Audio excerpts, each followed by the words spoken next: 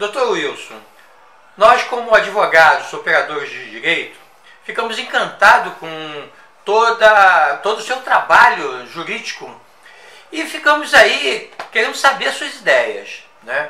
Com relação à prisão em flagrante, qual o seu pensamento, o que deveria acontecer com relação ao Brasil? E em comparação com outros países, como seria na França? Na França tem um juiz de instrução. Uma pessoa é presa, vai direto na presença do juiz. A polícia judiciária prendeu, a polícia de rua prendeu, vai direto na presença do juiz. Que é mais ou menos o que eles estão fazendo hoje da audiência de custódia, mas não tem nada a ver, esquece. A gente vai falar da audiência de custódia. O sujeito é preso, leva na presença do juiz, o juiz analisa o flagrante dele, já dá uma decisão de pronúncia do crime, já marca para a semana seguinte, o mês seguinte, o julgamento dele numa corte de 3 juízes. E a solução já está dada para aquele crime. Então, o juiz de instrução é o que se chama de parquet. É o próprio promotor de justiça que faz a acusação, a pronúncia, já leva para julgamento no tribunal e já está julgado no colegiado. Julgamento para segunda instância só tem em casos raros. Então é uma justiça muito mais rápida. A nossa aqui é uma maratona de burocracia que não tem tamanho. Aí quando você fala de ciclo completo, os delegados da Polícia Civil se arrepiam. Ele podia estar aqui do meu lado, tenho grandes amigos que são delegados, e eles chegam para mim, não, pelo amor de Deus, não pode, esses coronéis não podem lavrar de prisão em flagrante, major, capitão. Eu olho assim, tudo bem. Né? Se um dia eu for governador do estado do Rio de Janeiro, nós vamos discutir essa história. Por quê? Se não tem delegado suficiente, não pode fazer concurso público, quem não pode ficar esperando uma solução cair do céu, somos nós, a população, que estamos assistindo essa burocracia toda, e as pessoas que têm que ser presa, investigada, imediatamente punida, estão rindo na nossa cara. Então nós precisamos ter consciência de que a gente tem que lutar com as armas que tem. Se nós podemos racionalizar o serviço de forma a tornar mais rápido a prisão em flagrante, nós precisamos fazer isso. É preciso ter uma noção clara de que nós não podemos ser mais realistas que o rei. Então essa primeira premissa, que é a agilidade na investigação, precisa melhorar. Para encerrar esse primeiro aspecto, que é agilidade na investigação, eu cito a Operação Lava Jato. Eu participei de várias comissões com o Sérgio Moro, o Marcelo Granado, o Abel Fernandes Gomes. Nós fazíamos, junto com outros juízes de outros estados, a gente fazia parte de uma comissão de reforma do Código de Processo Penal. E o que a gente ouvia, principalmente dessa disputa delegado do Ministério Público, é uma coisa assim assustadora, porque todo mundo quer poder. Então, no meu ponto de vista, o melhor modelo é o que você tem no juiz de instrução. Eu falei, pô, une o Ministério Público com os delegados, vira tudo juiz de instrução e está resolvido. Acabou o problema. Todo mundo tem inamovibilidade, porque quando você tem um juiz de instrução, olha a diferença aqui, ó. Eu preciso pedir uma interceptação telefônica. Para fazer uma interceptação telefônica, eu estou disputando com a galera lá. Para fazer uma interceptação telefônica, o delegado tem que fazer um pedido que vai passar pelo promotor de justiça, que vai chegar ao juiz, que vai decidir, vai devolver para o promotor de justiça, que vai devolver para o delegado, para poder sair os mandados de interceptação, que vai para o guardião da Polícia Civil, que não está na Polícia Civil, está na Secretaria de Segurança Pública, que não vai ser ouvido pelo delegado, vai ser ouvido por um outro agente, que vai fazer a degravação, que devolve para o delegado para fazer a análise. Entendeu? Ou seja, olha o tempo. Se fosse nos Estados Unidos, se fosse na França, se fosse Portugal, a polícia vai direto no juiz, o juiz dá a decisão, a polícia faz a investigação, a escuta telefônica e o caminho está andado. Então, essa burocracia do processo penal é que tem contribuído para a impunidade no nosso país. Então é preciso acabar com essa burocracia que existe no nosso processo penal. Eu sou favorável, a minha opinião, aceito críticas. As instituições precisam amadurecer. Eu não sou mais juiz federal. Eu acredito numa outra questão que eu estou trabalhando agora, vocês vão saber, evidentemente. Eu pedi exoneração do cargo de juiz federal e hoje voltei a ser advogado. Estou num outro momento da minha vida em que eu acredito que a gente precisa fazer mudanças. E eu acho que dentro do judiciário eu não consigo mais fazer as mudanças que eu acredito. Eu acho que é preciso trabalhar mais no legislativo e mais no executivo para que a gente possa fazer as mudanças. O judiciário tem gente muito capacitada, mas nós estamos trabalhando com leis muito ruins. Então é preciso mudar o processo penal, desburocratizar o processo penal, unir mais as instituições. A Polícia Civil tem que estar mais próximo da Polícia Militar, que tem mais próximo do Ministério Público, para que a gente possa enxugar essa burocracia, acelerar a investigação. O inquérito policial, que não decorre do flagrante, não está sendo investigado. Qual é o índice de solução de homicídios no Brasil?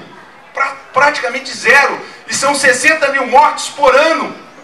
Tinha que ter 60 mil presos por homicídio no Brasil por ano. A gente não tem nem 1% disso.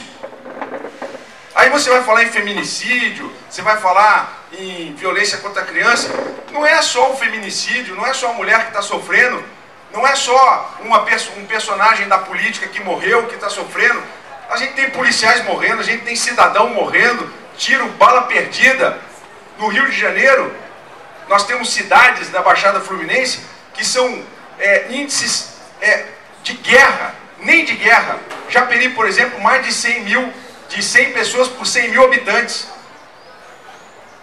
Na França, isso não chega a 10 pessoas por 100 mil habitantes. Então nós estamos vivendo assim, numa situação que nem a guerra. Então,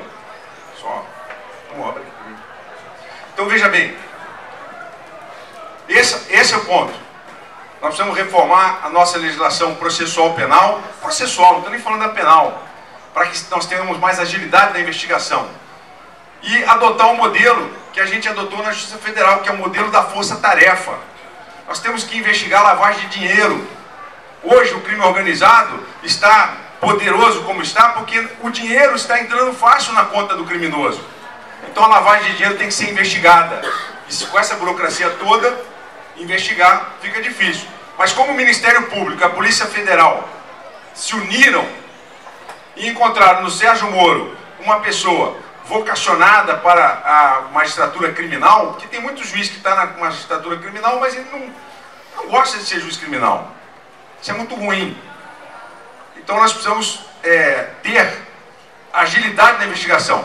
Segundo ponto é a questão do sistema penal. Depois que entra no sistema penal, tem que sair melhor do que entrou. Aí você ouve, tem muitos amigos meus que falam, nós precisamos endurecer a lei de execução penal.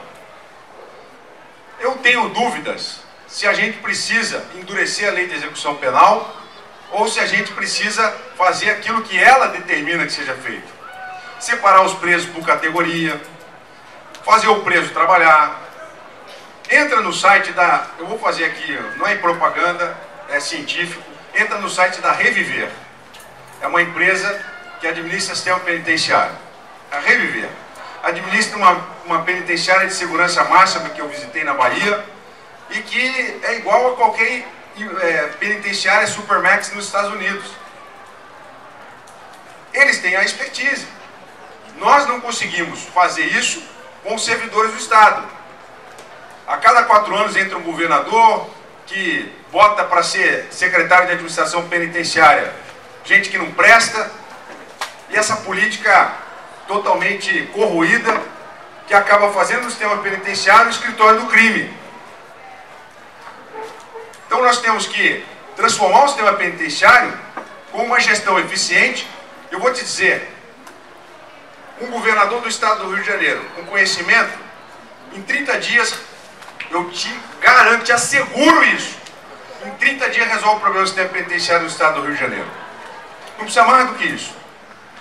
e nós vamos ter os outros 47 meses de governo, mostrando que o sistema penitenciário do Rio de Janeiro nunca mais vai ser o escritório do crime, não vai ter corrupção na quentinha, porque eu vi como que é administrado um presídio de forma correta, eficiente, e o índice de criminalidade reduzido a menos de 10%.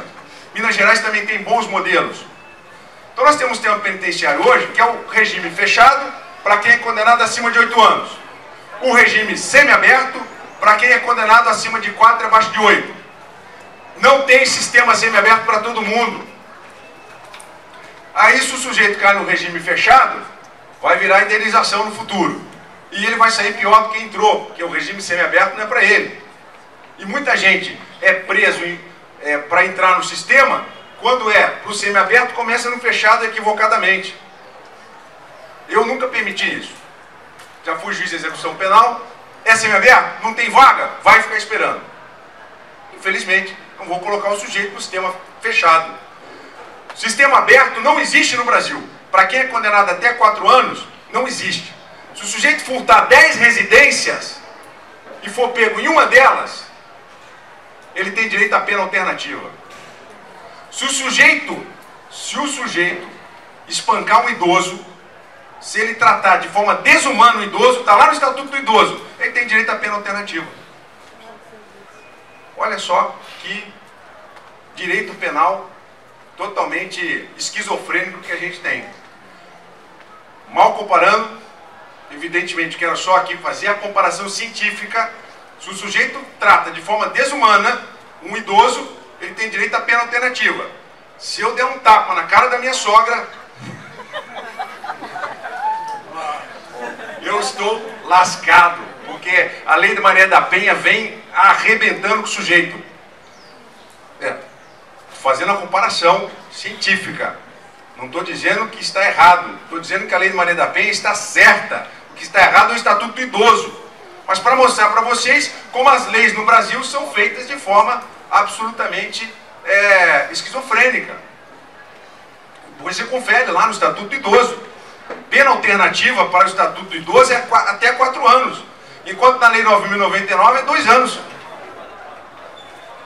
Que é o Juizado Especial de Pequenas Causas, né? O menor potencial ofensivo.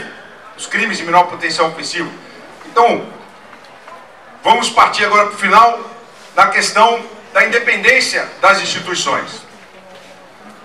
A gente sempre acha que os juízes são independentes. Eu te asseguro que os juízes acham que são independentes. Eu te asseguro que o Ministério Público acha que é independente. E a polícia nem se fala. Nós temos um modelo hoje de judiciário hierarquizado. Eu sou absolutamente contra esse modelo hierarquizado. O modelo é o seguinte: o juiz começa como juiz de primeira instância, substituto. Depois, para poder chegar ao Tribunal de Justiça, ele tem 2 formas: merecimento ou antiguidade. Merecimento significa puxa saquismo, isso mesmo. Vocês acertaram. Quem quer ser juiz por merecimento, chegar ao tribunal como desembargador, faz uma política do puxa-saco. Infelizmente. O sujeito tem que agradar quem vai votar nele, que são os desembargadores. Aí ele dá uma decisão, não agrada o tribunal, na próxima ele vai mudar. É natural, faz parte do ser humano querer agradar quem vai te agradar. Eu passei 17 anos no judiciário, nunca fui convocado para o tribunal. A razão pela qual não sei. Fui convocado assim, raramente, para ficar lá no mutirão, para convocar, nunca fui convocado. Sempre procurei manter a minha independência. Doa a quem doer. Ligou para mim, eu nem atendo. Ah não, tá ligando aqui. Não interessa, não quero ouvir. Entrasse na minha sala um advogado, nunca ninguém me ofereceu um centavo. Porque é só entrar na minha sala, olhar para minha cara, já sabe que se falar alguma coisa vai sair dali preso. E a corrupção, basta que o sujeito ofereça. Não precisa entregar o dinheiro. Não, olha só, a gente podia conversar? Podíamos conversar. Você está preso em flagrante por crime de corrupção ativa, chama a polícia, leva para a Polícia Federal, acabou. Nunca fiz isso porque ninguém ousou a me pedir dinheiro. Então a independência dos juízes, do Ministério Público, ela hoje passa por uma reflexão, principalmente por essa hierarquização. A minha tese de doutorado, ela está abordando exatamente isso, a nova dimensão política da jurisdição. Além da hierarquização do judiciário hoje, do Ministério Público, que é um pouco menos. O Ministério Público é menos hierarquizado. O que gera um outro efeito. Gera um efeito que é falta de coerência. Aí pela falta de maturidade da instituição. Quando é falta de coerência é o seguinte, há promotores que querem botar uma coleira nos prefeitos. Quer administrar a cidade no lugar do prefeito. E aí começa um monte de ofício, começa a perturbar a vida do vereador, do prefeito. Tudo bem que eles também não são flor que se cheira. Mas é preciso amadurecer as instituições. De que forma nós vamos amadurecer as instituições para poder conseguir a independência? Vocês que são mais jovens, a gente que já está nos 50 anos, né? Já virou a curva. Eu fiz 50 anos esse ano, tomei essa decisão de pedir exoneração do cargo de juiz federal, porque acredito que o tempo que Deus me dá de vida daqui para frente, eu quero usar para poder transformar a sociedade naquilo que eu acredito que é possível fazer.